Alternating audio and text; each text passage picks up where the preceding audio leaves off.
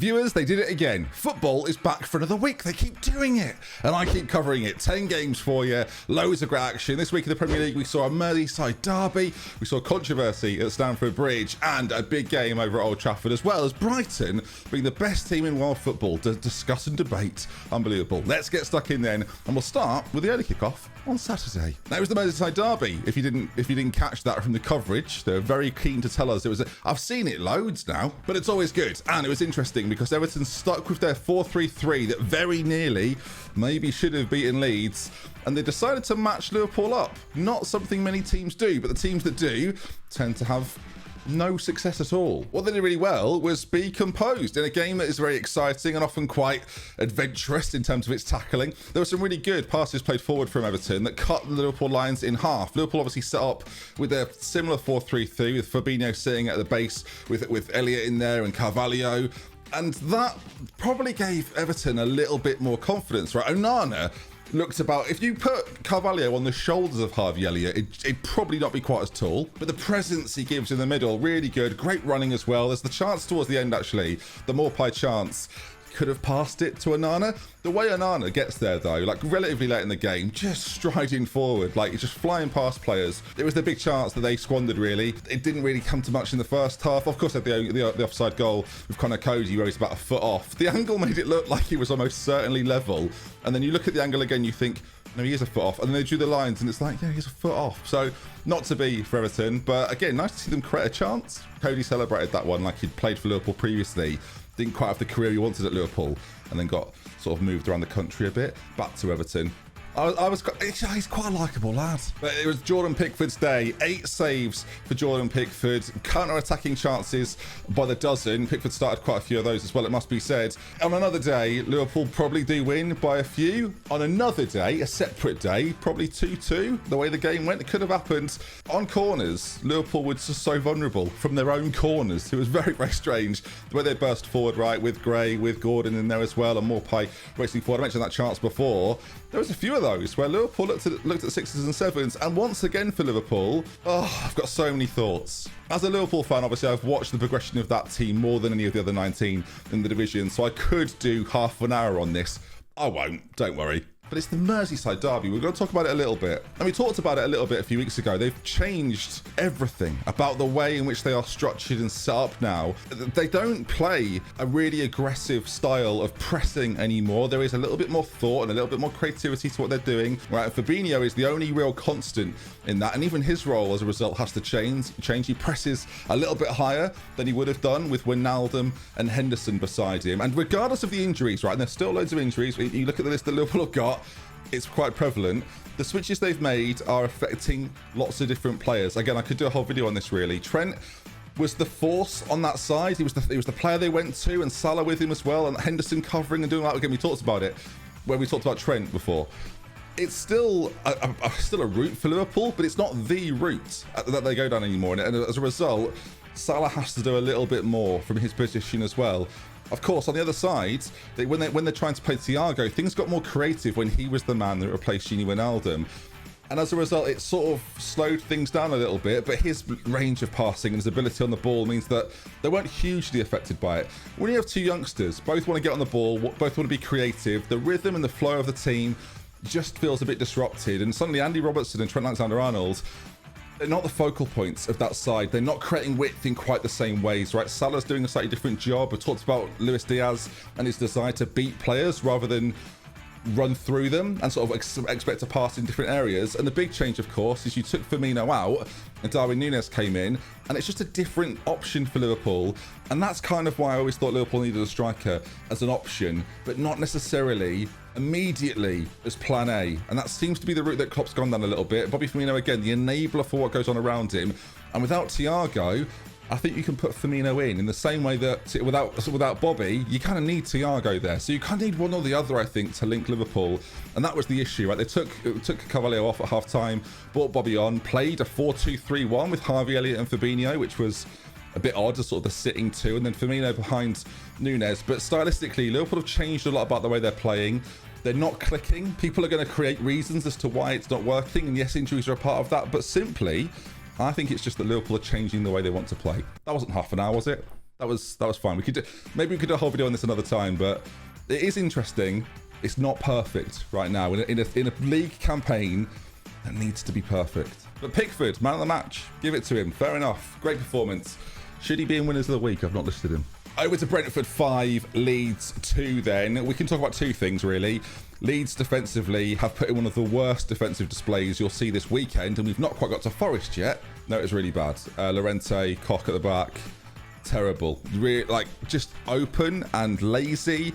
And I did question, I asked people in my streaming chat recently actually, are they missing that anchor sat in front? Of course, they missed Phillips quite a lot last season and had a pretty difficult year without him.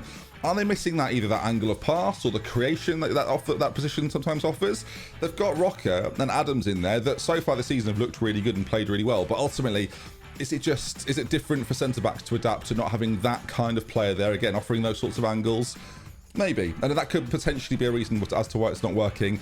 To concede 5 to Brentford something's gonna have to happen there, and it did. Ivan Toney with the performance of the weekend potentially. We'll come to the list in a minute. Really, really good performance from him. Super, super strong. The penalty's a really nice finish. The free kick is, he's not supposed to be able to do that, is he? Across the keeper as well. Always makes goalkeepers look terrible, but it was so lovely, such a lovely hit. The third as well is a super nice finish. The 4-3-3 for Brentford wins them a game. Finally, keep an eye out for it. They obviously but that's the system they want to go with and back, not the system that beat Man United. And they finally got their rewards as they beat Leeds. So shout out to Brentford. And again, Tony, phenomenal. All right, look, you've left your comment. I understand. You've left your comment. You've already decided that the title is wrong. I understand. Okay, but now let's talk about Chelsea 2, West Ham 1. And in a game, Chelsea are a little bit lucky and West Ham are a little bit unlucky. That Chilwell goal, how's he got away with that? Off his head, through his legs, what on earth? And Kai Havertz has scored. And West Ham could not have prepared for that. Let's start with Chelsea before we talk about the big moment of the game, right? So Chelsea, once again, looked really poor without a striker. Who saw that coming? We did here on this channel all the time. You're commenting it, I'm mentioning it. Someone spot it. Well, they did. They bought Ambrosia and looked far better when he finally came on the pitch and actually contributed. He just occupies it's a central striker. It occupies defenders. It makes them have to think about something else other than players coming from wide positions. The goal from Havertz is also from a central area. It's almost like if you're in and around that area of the pitch, you have a better chance of scoring. And again, bring others into play, and Ambrosia being the distraction that he was. Aubameyang not fit yet. Maybe again, he will be the guy to lead that charge because they still didn't start Brozier. It's an odd one. They started with Sterling and Pulisic. I don't really know why. Gallagher came back in. Kovacic started the game. Fofana made his debut, and it was a really comfortable debut for him. Actually, I know there was the incident and the goal conceded, but actually it was a really considered debut for someone who we still forget is that as young as he is. 21, right? Fofana. I'll Google that. I think he's 21. Fofana, 21 years. 21 years of it. Born in 2000. How old am I? Good Lord. 32. Had a birthday last week, so... Thank you. No, thank you. Thank you very much. But it still didn't quite look right. For whatever reason, Chelsea, again, not taking... I say for whatever reason, play with a striker. They'll be so much better off. And Reece James is really good at football too. Should he have been sent off, though? Probably a booking. Same for Antonio. Should have been booked. But let's talk about the incident. And okay, I'm going to have to come at this from a few different angles. The PGMOL, the Professional Game Match Officials Limited, sounds like a company. Sounds odd, doesn't it? It's their official account. They have asked to review the incidents at Chelsea and Newcastle from yesterday. We'll get to Newcastle's abomination in a moment. Because, obviously, there's a goal that's ruled out from West Ham because Jarrod Bowen makes contact, let's put it that way, with Mendy. And I am of the opinion that I can see why they've given it. So what I'm saying is, so yeah, the title, a bit provocative, understood. Basically, I think there is a world in which, as a referee, there is reason to give that. People calling it the worst VAR decision of all time. And don't get me wrong, I love to see Declan Rice get on Twitter and give his opinion and hopefully not receive massive, like, if he gets a fine for that, I'll be so annoyed. He can feel like that after a game. He can be passionate about his team and tweet about it if he likes. He's not bringing the game into disrepute. It's just an emotional moment for him and his team as they sit in the dressing room despondent, right? I get that. That happens. But from my perspective, and I've seen it from 15 different angles, I've probably watched it at least, I'm going to say 15,000 times at this point. So I'm coming at this from the attitude of, I don't really care either way who this happens to. This would just be my opinion on it. That Jarrod Bowen could do more to get over Mendy, and then because he doesn't, and because he's going for the ball, and it's a split-second thing, he doesn't get the ball, and his foot catches Mendy. Probably about as hard as that, which does Mendy make a lot of it? And is it quite soft? Absolutely. But can you see reasons why they've given it? Again, watch it again. It's the behind angle from sort of the left-hand side. I'd show it if they let me, but they don't. Probably might have a picture for us to look at. But yeah, there's contact made. It's potentially foul-worthy. And I think as a referee, you're in a position where, do you give a foul because it's taken a goalkeeper out of the game? Has he missed the ball? Has he made contact? Yeah. Is it soft? For West Ham, does it feel unjust? Absolutely. And when decisions are going against you on a consistent basis and you feel like the world's against you a little bit, I understand it. I spoke to my friend Breezy on my stream again earlier today. Yeah, yesterday it was actually. These are recorded live, so it must have been yesterday.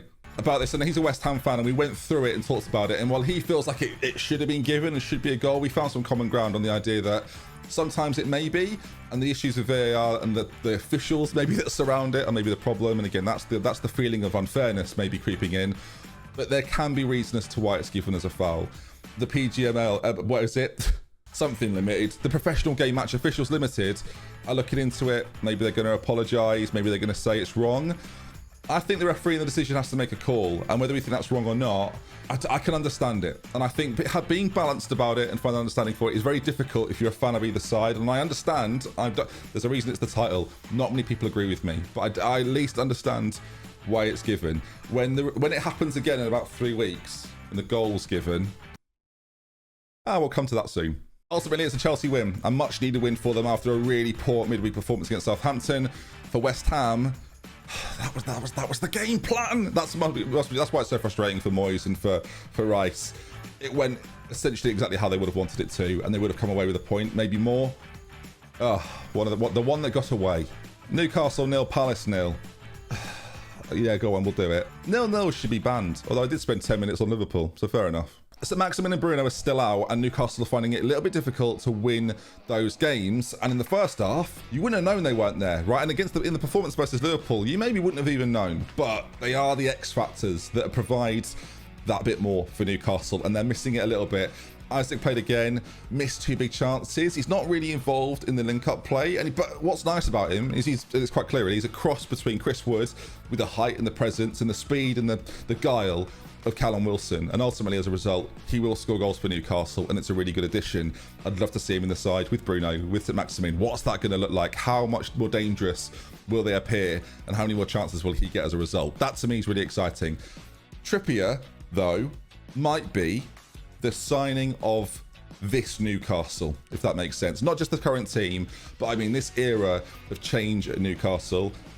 He and Nick Pope are battling for it right now, but I think Trippier is the guy. A really good performance again. Obviously, a clean sheet for a defender is always good, but from set pieces to his general play and the leadership he shows, what an inspired signing to get him from Atletico Madrid as one of your first deals through the door.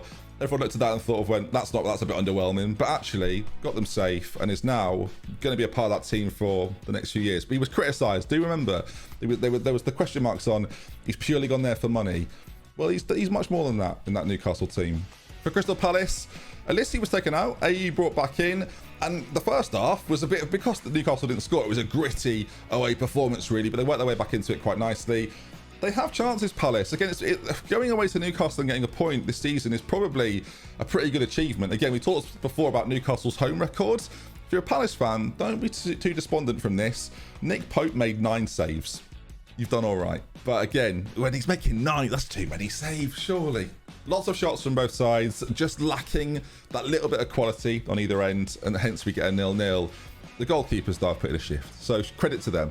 If you're enjoying this video and want to see more of me live, you can do twitch.tv/DoctorBenjy. Come on over, come and hang out with me live as we talk about football all the time. And of course, if you haven't already followed me on Twitter, do that as well. Twitter.com/DoctorBenjy. Not a medical professional. Good God, Bournemouth won a game. What's the protocol here? It happened in week 1, and it was rightly we had nothing prepared, but I feel like a fireworks display, some sort of carnival. I've got nothing. I don't... Don't be offended, Bournemouth fans. I don't think you know how you've done this, because I'm not sure. Forest set up with their quite defensive system, like it's a 5-3-2 or a 5-4-1. I'm not really sure. Yeah, it's odd for a home game against Bournemouth. The Konate header comes from Bournemouth not doing zonal marking, but sort of doing zones that aren't on the pitch, it looked like. It was a bit easy for Forest. And then the penalty comes afterwards. It's one of those sort of, he turns and it hits him, and it is a penalty because he's not in the silhouette or something. I've never had the silhouette angle used more than a few years ago in a Champions League game, but it happened again in this one. Johnson puts it away at 2-0.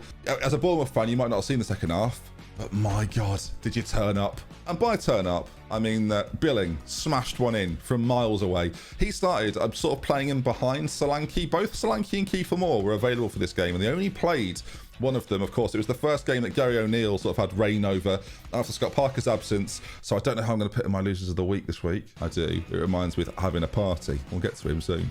But Dominic Solanke, what a performance. Gets his goal, a little bit of a deflection, but still, it's the luck that Bournemouth haven't had that they desperately need. There's one stat from the game that I've written down, 94% pass completion for Solanke. And I think he had about 28 of them or something like that. He had quite a lot of them. 4 out of his 6 ground duels won. He makes it stick. And that, if you're a Bournemouth fan, you've seen, as have I, that doesn't happen enough. Kiefer Moore is good at winning a header, but it's that second bit he's not so good at, the link-up play. The mobility of Solanke means he can bring the ball down. He can take it places where Kiefer Moore can't, frankly, and bring other players into play. Just the ability to have that bit more experience at that level, maybe, to slow it down a touch. And he did that really well. And actually, yeah, Solanke, if they can keep him fit, is the one shining light of a Bournemouth side that looks like it's ready for the Championship again, if we're totally honest. But a great win against basically a rival. I guess a really good side in Forest. It was okay in the first half, but the way it fell away, the third goal in particular, Solanke slots it in to Jadon Anthony. It's shocking. I'm a bit worried for McKenna. Not just McKenna, actually. I'm worried for all of the players that were at Forest last season, because he's one of them. And there aren't many left still playing, so that is worrying. Yeah, what a cock-up. Defensively, bad. Tottenham beat Fulham. My God, I told you, you can't beat Tottenham. If you're a team that aren't in the top 6 and are battling for honours this season, you won't beat Tottenham this season. I'm going to say it. I'm jumping out there and saying it. Although Mitrovic gave them a scare, he scores again. It's a really good 2-1 win for Tottenham, though, again against a Fulham team that look up on it right now and can take a lot away from this game as well, by the way. For a Tottenham side that controlled it for the most part, as you would expect, right? A few changes. Perisic and Kulusevski dropped out. Sessegnon and Richarlison come in. It's an interesting game for Tottenham because it's showing now, and admittedly, I might have liked to see a little bit more of that. Maybe Basuma start as well. But it's showing that Tottenham now have different levers to pull and can still get results, right? Kane has a nice finish as well, sort of a classic close range Harry Kane finish on hand to win the game. And yeah, Mitrovic makes life difficult towards the end, but ultimately this is what Conte is going to do season after season, or game after game. He's going to grind out these wins, and it's going to make Tottenham a real threat. With other teams that are faltering at times, Tottenham so far to me look like a side that understand the job, and that's half the battle. Yeah, it's a bold prediction. They won't lose to anyone outside the top 6. When it happens, we can let that happen. Unbeaten this season and hard to beat. Time for the scrappiest game of the weekend. Really scrappy as well. Wolves played Southampton in a 1-0 win for Wolves. How do you say this? Kalajdzic, his first start for Wolves, and he's done his ACL, which is good in a way, so I don't have to say his name anymore. But that's got to be annoying. There's rumours they're going for Diego Costa. Deary me. That can't be a good move, can it? It makes me sit back in my chair. That's how bad a move it is. He's about 45. Like, confirmed. I don't think he's played in, like, at least nearly a year or something. Don't do that. For the love of God, don't do that. Daniel Sturridge is available. Make the move. It's a bouncing finish, though, from Podence. Nunes puts a really good whipped ball across the box. Southampton probably had the better chances in the context of the entire game. Aribo playing central again in a 4-2-3-1. You know I'm a fan of his. Che Adams should maybe have scored once or twice. It's the bar in the game. Has another big miss. It's one of those games that just doesn't have a lot of quality, and as a result, we're not going to talk about it too much. There's a big chance as well, actually, that Nunes gets back and defends really well from Adams, I think it is. And that was sort of the game. Half chances, scrappy affairs. Even the finish completely catches Bazunu out in the Southampton goal, sort of bounces its way over his legs and finds its way in.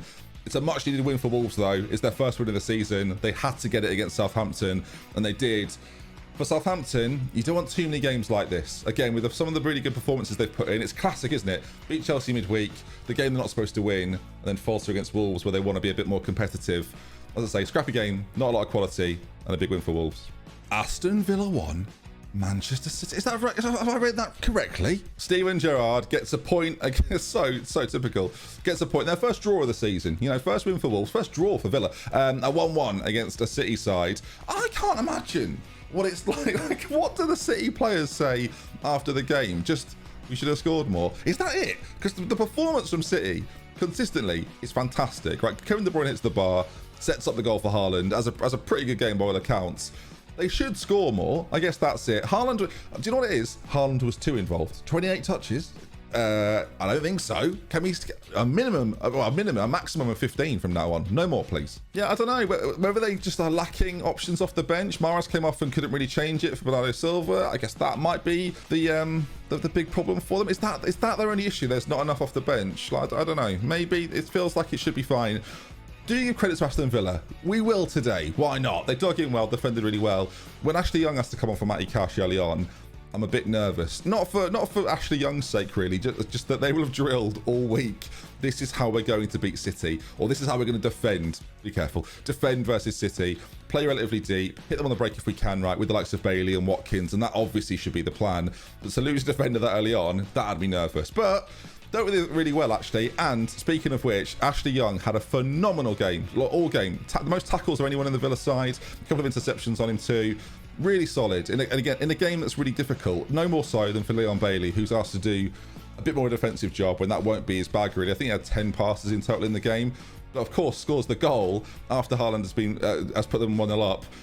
And could it have been? Should it have been 2? This is the contentious issue of the game, and I know, before you leave your comment, I know what you're going to say. Would Mahrez have closed him down? Does John Stones not turn? And does Ederson try a little bit harder to keep it out? The Coutinho chance and goal is obviously onside and not given. They should have let it run. I mean, why not? The biggest worry for me, actually, Villa fans. Not you aren't the worry. Has Coutinho used his banger up this season? Oh God, what if that was it? What if that was the Coutinho moment of the whole season and it's been wasted? That's the real injustice. He should get a free shot in every game as a result. He'll probably score 2. But look, Villa had their moments on the counter, as you would expect, and it's the one area in defensive transition where City look a little bit vulnerable. And a few teams have done it now, Newcastle most notably, right? Villa again in this game. It's the only, like, you're trying to find holes in a team that are pretty flawless. You are trying to find holes, and that's the only area they seem a little bit iffy, right? And Ederson doesn't quite seem at his absolute best so far. So we'll see. Generally speaking, though, City go into every game, they dominate it. It's very scary. And Villa come up with a point, and they'll take that. And look, the league winner won't get 95 points this season if this carries on. They are unbeaten. Brighton 5, Jamie Vardy's Leicester City 2. I was so excited. I can't lie to you. I was so excited when I found out it'd been dropped. They started Iheanacho and Daka, and both scored. And that's where the good news ends. Defensively, Leicester don't do defending. Even Maddison is giving it away, and he's supposed to be the one that keeps it. It's just really basic, bad defending from start to finish from Leicester. The positioning's poor. They don't do things as a unit. And look, playing Ndidi at centre-back is a solution. It's not the solution to the problems they've got, and they've got defenders that could be playing. Leicester need to find out and figure out what their 11 is really quickly. There's still some teams that need to do that, but Leicester right now, again, you bring up the league table, 0 wins, 1 point from their first 6 games, conceded 16. Bournemouth have conceded 18, and they conceded 9 in a game. Like, Brendan Rodgers, I think he's getting shorter. Sort of the more this goes on, they're not taking years off, it's taking centimetres. And he'll be in the ground by the time this season ends if it carries on like this. Yeah, it's tough. I don't know what the solution is, really. We should look into it more and figure it out, because right now there's just a lack of... It's like 11 individuals all the time. And so as much as I've given Jamie Vardy criticism, and look, he won't be back in that team. For the love of God, don't put him back. He came on. Let me bring it up. I really should leave him alone. At what point is this the equivalent of leaking his Instagram? Oh. He came on, did our Jamie, completed 1 pass, had 9 touches, 18 minutes, lost the ball 4 times. Don't play him again. He had 2 clearances. That's 2 of his touches. Yeah, I'm so worried about Leicester and Leicester fans in the comments recently. I asked for feedback. I was asking questions in the last video. A lack of questions in this video. Apologies, everybody. Yeah, leave more thoughts, Leicester fans. Is it getting worse? Oh, God. Whereas Brighton, do you know what? I've written notes for every team, as I always do. Some of the fewest notes I've written are on Brighton. I just wrote, I love them. And I'm going to use my tweet as an example for how good they are. I feel like I've talked about them a lot in recent videos and talked about why they're so good and how they do it. And Alexis McAllister is phenomenal. Like, he's so fun to watch. But the tweet I did was this. 2 years ago, 25 points separated Leicester, who were 5th at the time, and Brighton, who were 16th. Last season, it was just 1 point as the gap reduced significantly. And this season, it might flip entirely and beyond. Like I said in the tweet, it's already 12. The dramatic rise and fall for both teams is crazy. And Graham Potter does, of course, deserve so much credit for that. To go a goal down as early as they did and to respond in the way that they did, right? Thomas's own goal is unfortunate to some degree. Casado's finish is fantastic. Like, the fact that he's there as that third man running essentially in that move, it says everything about Brighton. They all know the roles to the point where they can step into other people's roles and do the same jobs. It's so cool, and I love them, and I hope they go into Europe next year and then finish 14th because they can't handle it. But I want them to have that season and this season as a success, and I really hope, I really hope they don't fall away, because that's the big risk with Brighton, is it just all peters out. But so far so good. Keep going. I wish Gross had scored more. He's in my fantasy team. The less said about that this week, the better. And to round things off then, Manchester United 3, Arsenal 1. And they're not invincible. It won't happen. They will not be invincible this season. No.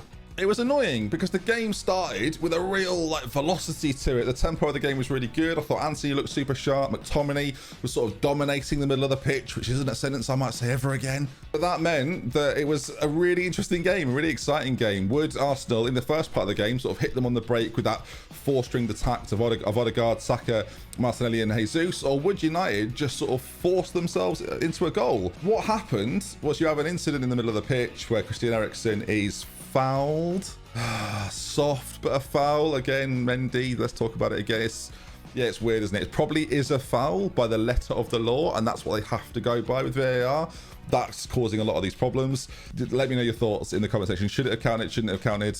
I'm sure you've got opinions on it. Again, you might say that if you think that one counted for against West Ham, then this one has to be a foul as well. I'm sure West Ham fans feel like that. And that kind of killed the game a little bit because it alerted Manchester United to the threat of Arsenal, the speed and the pace and the dynamism that can get in behind that back line. That was scary for them. And it meant United sat in a little bit and defended. And it brought Arsenal back into the game, actually. It was the one thing that created a switch, but that intensity and that tempo sort of dissipated, and you had a game then that was kind of set in its ways. And the pattern of play actually continued for large parts up until the second half, right? But within that, Anthony gets a goal out of nowhere. Lovely for him to get a goal on his debut. The Rashford assist is very similar to the Sancho assist from a few days ago, where he just has to sort of knock it on, as long as he doesn't have to do too much. But what he is good at is running into space. We mentioned it when they played Liverpool, and then we mentioned the criticisms of him in games where he doesn't do it quite so well.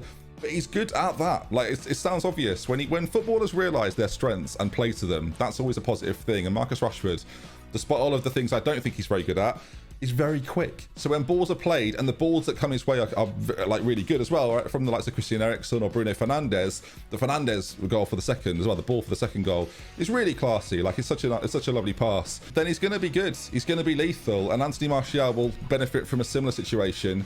The problem, of course, for United is, and I tweeted it out, like, is there another gear to this Manchester United team? We didn't really need to see it because Arsenal and Arteta, you've got 60% of the ball. You are allowing United big chances, but you're in control of the most part of the game. And they choose to play a three at the back with Martinelli on one side and Saka on the other, playing wing-back roles. And within seconds, it's gone. It was 2-1, and then it disappears, right? Eriksen makes a lovely run forward, slots it across to Rashford, he can't miss. It's a really nice run from Eriksen, and it's really incisive play from Manchester United, but it just, like, I don't know. But they took who did they take off? Zinchenko, Lokonga and Odegaard. Now, Odegaard's had a bit of an injury throughout the week. He was a doubt for this game and played. Zinchenko's come back, so I get why he's taking him off, but I don't know why you'd move away from the four when it was clear they were already in control of the game and they could have found a way back in. Arteta will have said, we want to try and force the issue a little bit, but as soon as that third goal goes in, Manchester United gets to do exactly what they want, which is to sit in, defend a little deeper, bring on Harry Maguire. That can't have been the plan pre-game. And just settle for their 3-1 win. And that's exactly what they did, and did it really comfortably. Again, credit goes to United for defending in the way that they did. Some bright spots for Arsenal. Again, they won't go invincible. I think we can confirm for now, Manchester United are out of the danger zone. They're no longer in crisis and things are looking good. And again, huge credit to Ten Hag for being pragmatic. Could have started Casemiro in this game. Could have started Ronaldo. Again, chooses not to. Sticks with a winning team and they win again. All right, then, our winners and losers of the week, our favourite section of all these videos. So, let's start with the losers then. This is difficult because there's quite a lot of losers. Nottingham Forest, we'll put them at third. What are you? How have you lost? No, again, no disrespect, Bournemouth. How are you losing to Bournemouth? Like, come on, wake up. To throw away a 2-0 lead to a Bournemouth side that are, I'll say lucky in confidence, but got a point recently. So again, maybe this is them in form. But Forest, after all the money spent as well, that's a bit scary, that. In second place, Jamie Vardy.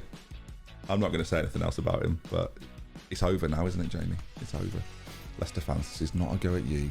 I just think he's been getting away with it for too long, and he can't keep getting away with it or something, right? That's a meme. At the top of the list, the PGMOL. Sort yourselves out. Regardless of some of the decisions we talked about, and Newcastle fans, I'm so sorry. You should have had a goal. Sorry, yeah, he was pushed into him, and it should have been a goal. The officiating standard this season hasn't been what it should. I think referees get a bit of a hard time, if I'm totally honest. And again, we could do a whole video on that at some point. But ultimately, the performance levels of referees are way below the standard that's expected. Sort it out is the rule. And VAR needs to, again, find a way to sharpen itself up at the moment. I'm sure conversations are happening, but they're in the losers of the week.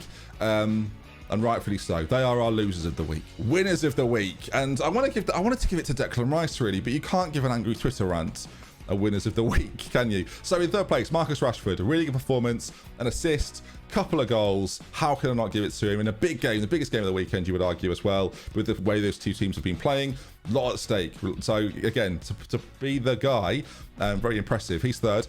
Ivan Toney, one of my favourite hat tricks in recent memory, other than the Erling Haaland ones, because he keeps doing it. But no, the free kick especially, absolute stunner of a goal, really, really nice, and sent Brentford well on their way to an excellent win. And then top of the list, Kelvin McAllister. Is that Kevin? It's Kevin McAllister. Oh, I've killed the joke. Alexis McAllister. Deservedly so. Ran the show as far as I was concerned against Leicester. Against a not particularly good Leicester side, it must be said. Had a really sick goal as well, ruled out, which was a bit annoying. But ultimately, yeah, a stunning performance from him. And yeah, Brighton, they keep getting them winners of the week. They're gonna win the week at some point. So yeah, very good for them. Congratulations to all the fans of teams that won this week. And if you lost, don't worry about it. There's always another game. There's always another game. Leicester fans, there's always another game. Who is Leicester's next game, actually? Come on, Leicester fans. Let's end the video with a little bit of positivity, shall we? Aston Villa. They just had a really good result. Oh, God. And then Tottenham. They don't beat Tottenham. Then at home to Forest on the Monday night. If you enjoyed the video, again, do leave a like on it. Want to see some more, make sure you subscribe. Please be nice to me in the comment section and debate the issues with me. Don't just call me names. Right, take care, everybody. See you soon. Goodbye, and subscribe for more.